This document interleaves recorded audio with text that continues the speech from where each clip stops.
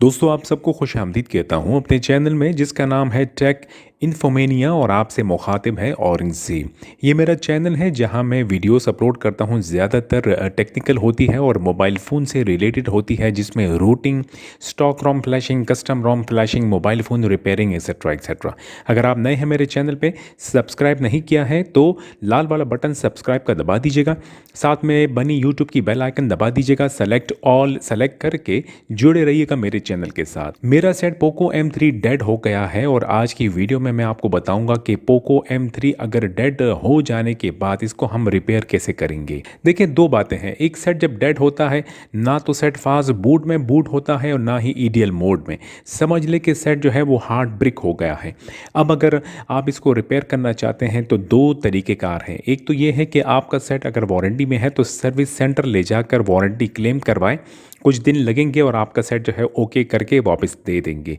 लेकिन जो तरीक़ेकार वो अपनाएंगे रिपेयरिंग का, वो मैं आज की वीडियो में आपको बताऊंगा कि सर्विस सेंटर वाले कैसे रिपेयर करेंगे और मैं भी वही तरीका अपनाऊंगा। किस तरह, क्या आप वीडियो देखें, वीडियो को लाइक दे दीजिएगा ताकि मेरी वीडियो जो है वो सबके पास पहुंच सके। अच्छा जनाब, जब सेट डेड होता है तो इसका एक ही तरीका है, वो है बैक पैनल को खोलने का, क्योंकि सेट जो है वो टेस्ट पॉइंट पर हम ईडीएल मोड पे बूट करेंगे।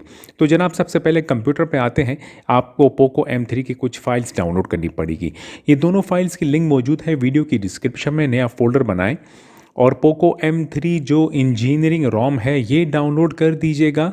और Xiaomi फ्लैश, आपको बताता चलूँ कि Xiaomi फ्लैश यही वाला यूज़ कीजिएगा, कोई और Xiaomi फ्लैश या मी फ्लैश टूल ना यूज़ करें।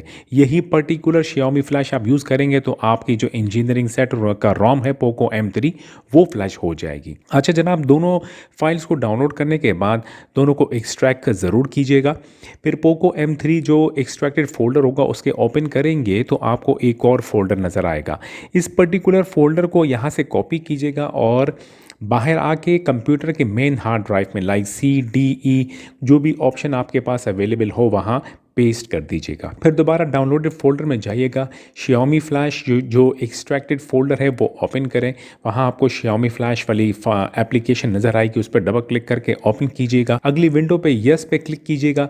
हो सकता है एक और परमिशन भी ये आपसे मांगे तो आप यस कर दीजिएगा। अच्छा जी, जब ये Xiaomi फ्लैश ओपन हो जाए तो सेलेक्ट पे क्लिक कीजिएगा और फिर लोकेट करें वो वाली हार्ड ड्राइव मेन पार्टीशन जहां पोको M3 इंजीनियरिंग रोम हमने कॉपी की, और वहां से उसको सेलेक्ट करके ओके पे क्लिक कर दीजिएगा। अच्छा, अब यहाँ ये बताता चलूँ कि मोबाइल फ़ोन का बूट लोडर चाहे अनलॉक हो या लॉक हो, कोई फ़र्क नहीं पड़ेगा। अगर आपका सेट डेड हो गया तो आपको ईडीएल टेस्ट पॉइंट पे जब हम फ्लैशिंग करेंगे तो उसके लिए बूट लोडर का अनलॉक होना या लॉक होना ज़रूरी नहीं है। आप मेरे सेट का बूट लोडर लॉक है, फिर भी देखिएगा मैं कैसे इसको रिपेयर करता हूँ। जनाब अब बारी आती है पोको M3 का बैक पैनल कवर खोलने का। मोबाइल फ़ोन का बैक पैनल आपको खोलना पड़ेगा, प्लास्टिक बॉडी का है, थोड़ी सी मुश्किल तो होगी लेकिन ओपन हो जाएगा। और तरीक़ेकार क्या है कि ध्यान दीजिएगा, ये प्लास्टिक बॉडी है, टूटने का ख़तरा है, इसलिए टूल्स का इस्तेमाल कीजिएगा। मैंने ये वाला टूल इस्तेमाल किया है जिससे मैंने चार्जिंग जैक जो इसका सेट का है वहाँ से मैंने प्लास्टिक को ज़रा सा पुश करके ऊपर की तरफ उठाया और दूसरे जो टूल है उसकी मदद से मैंने प्लास्टिक बॉडी को आहिस्ता आहिस्ता करके, थोड़ा ज़ोर देना पड़ता है, और बॉडी को मैंने खोलने की कोशिश की। जब ये बॉडी ओपन होती है तो इसके जो नुक्के होते हैं साइडों में वो टक टक करके आपको आवाज़ें आएगी और बॉडी जो है वो ओपन होती रहेगी। और जब एक वक्त ऐसा आएगा कि आपको लगेगा कि सेट अब जो है आराम से निकल आ सकता है, बॉडी इसकी प्लास्टिक की ओपन हो सकती है, तो आप आराम से बॉडी को निकाल के साइड में कर दीजिएगा। ध्यान दीजिएगा कि जो पावर बटन है वो फिंगरप्रिंट स्कैनर भी है तो उसके साथ एक केबल कनेक्टेड होगी, कहीं वो केबल टूट ना जाए, कट ना जाए, इसलिए बॉडी को, प्लास्टिक बॉडी जो बैक पैनल है इसको ध्यान से खोल के साइड में आराम से रख दीजिएगा। केबल जो है बेशक वो फिंगरप्रिंट स्कैनर जो है वो कनेक्टेड रहे। अच्छा जी, अब जो तरीक़ेकार है वो ये है कि जब आप बैक पैनल को ओपन करेंगे, ऊपर आपको एक प्लास्टिक का फ्रेम नज़र आएगा ऊपर की तरफ जो ब्लैक कलर का होगा, जिसके ऊपर तकरीबन 9 से 10 स्क्रू लगे हुए होंगे। तो अब आप स्क्रू ड्राइवर और हाथ में लेके तमाम स्क्रू को अनस्क्रू करना शुरू करें। जब सारे स्क्रूज अनस्क्रू हो जाए तो आराम से ये फ्रेम को उठा के साइड में रख दीजिएगा। ब्लैक कलर के प्लास्टिक फ्रेम को जब आप हटाएंगे तो सबसे पहले आपको बैटरी का जो कनेक्टर है वो डिस्कनेक्ट करना होगा। आसान तरीका है, जिसे जो आपके पास टूल मौजूद होगा उससे आप आराम से ऊपर की तरफ इसको पुल करेंगे तो बैटरी का जो कनेक्टर है वो डिस्कनेक्ट हो जाएगा आराम से। अच्छा जी, अब आप यहाँ देखिएगा तो उल्टी साइड को आपको दो टेस्ट पॉइंट नज़र आएंगे नीचे की तरफ, यानी कि जो फ्रेम वाला साइड था। अब यही हमारी टेस्ट पॉइंट है जिससे हम अपने सेट को ईडीएल मोड में बूट करेंगे। आपके पास एक और टूल का होना ज़रूरी है, अगर ये ना हो तो जो स्टेपलर की पिन आती है उसे भी आप इस तरह फोल्ड करके ये दो पॉइंट को कनेक्ट करने हैं एक साथ। मेरे पास ये जो चमटा सा है ब्लैक कलर का, ये टूल बॉक्स में ही आया था। मैं इसकी मदद से सेट को बूट करूँगा ईडीएल मोड में।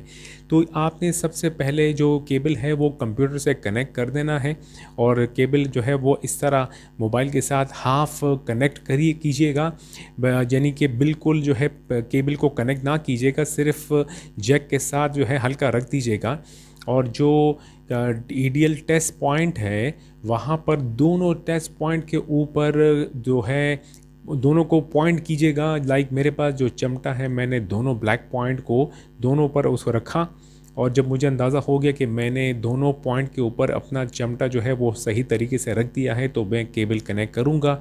उसी दौरान जो है विंडोज़ आपको साउंड देगा। जैसे ही साउंड देगा मतलब ये हुआ कि सेट हमारा बूट हो गया है, क्योंकि सेट उल्टा है और स्क्रीन नीचे है। आपको नज़र तो नहीं आएगा कि सेट बूट हो गया है कि नहीं, लेकिन वो जो विंडोज़ साउंड देगा वो मतलब है कि सेट हमारा कनेक्ट हो गया है। अब आप अपने कंप्यूटर विंडोज़ पर जाके डिवाइस मैनेजर में जाएंगे, और डिवाइस मैनेजर में जो पोर्ट्स वाली जगह है वहाँ पे क्लिक करेंगे तो क्यू लोडर वाली जो ड्राइवर है वो आपको नज़र आना ज़रूरी है, जो निशानदही करती है कि आपका मोबाइल फ़ोन ईडीएल मोड में प्रॉपरली बूट हो गया है। Very good. Xiaomi फ्लैश पे आइएगा, रिफ्रेश पे क्लिक करेंगे तो ऑटोमेटिकली सेट जो है वो डिटेक्ट हो जाएगा। अब नीचे आइएगा और जो सिलेक्शन ऑलरेडी हो चुकी है क्लीन ऑल एंड लॉक, इससे हटा दीजिएगा, यानी कि आप क्लीन ऑल को सेलेक्ट कर दीजिएगा। चाहे आपका सेट का बूट लोडर लॉक हो या अनलॉक हो, कोई फ़र्क नहीं पड़ेगा। क्लीन ऑल सेलेक्ट करने के बाद आप फ्लैश पे क्लिक करेंगे तो फ्लैशिंग शुरू होगी। ये वाली फ्लैशिंग 2 से 3 या 4 मिनट से लेगा। वेट करें, फ्लैशिंग कंप्लीट हो फिर आगे बढ़ते हैं।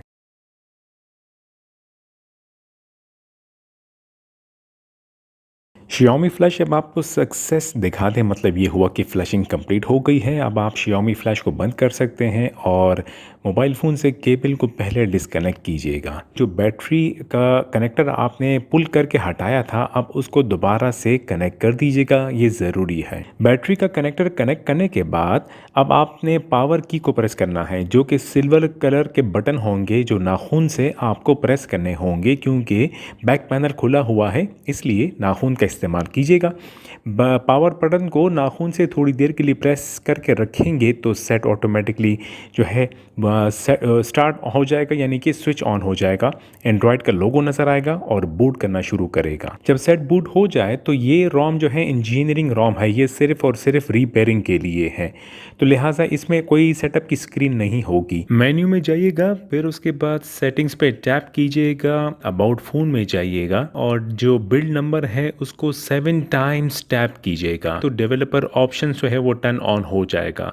फिर बैक कीजिएगा और सिस्टम पे टैप कीजिएगा, एडवांस पे टैप कीजिएगा तो डेवलपर ऑप्शंस नज़र आएगा, इस पे टैप करें। नीचे आके देखें कि OEM अनलॉकिंग अगर टर्न ऑफ हो तो इसे टर्न ऑन कर दीजिएगा, ज़रूरी है, और अगर टर्न ऑन है पहले से तो टर्न ऑन रहने दीजिएगा। अब आप बैक करके मेन स्क्रीन पे आ जाइएगा। वीडियो की डिस्क्रिप्शन में ऑफिशियल वेबसाइट की लिंक मौजूद है, आप वहाँ से फास्ट बूट रोम फाइल जो लेटेस्ट है वो डाउनलोड कर सकते हैं। जो भी लेटेस्ट हो लेकिन फास्ट बूट वाली फाइल डाउनलोड कीजिएगा।